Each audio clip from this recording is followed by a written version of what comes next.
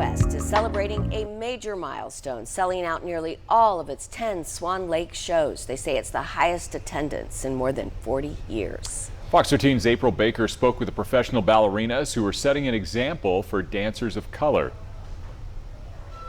Gravity-defying moves made to look effortless. It's one skill of many that Katlyn, Addison, and Bynum exhibit on stage.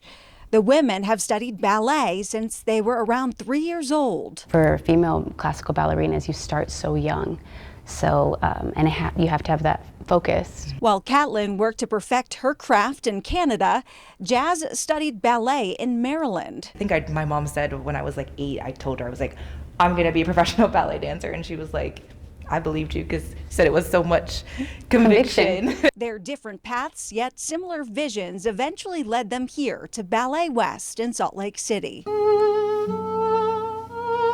While Jazz is a company core artist, the backbone of the ballet, Katlyn is Ballet West's first black principal dancer. That's the highest rank a dancer can reach within a professional dance company. An incredible accomplishment that takes on even more meaning when Katlyn explains the uncontrollable obstacles that have stood in her path to success. I have had plenty of times where I was compared to another dancer that doesn't look like me, and just because they were white, they got the role, and I was just as good at them. It made me be more persistent and, dot all my I's and cross all my T's to make sure that there was no excuses why I'm not in that role. Like Katlyn, Jazz also faced unfair treatment because of her skin color when she was a younger dancer. Jazz remembers a time when she couldn't learn a step quickly during rehearsal.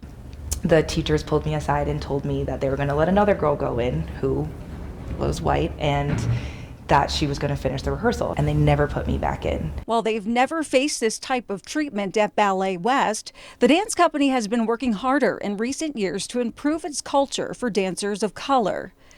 Both women have been involved in that process, with Katlyn serving as a driving force behind creating new policies.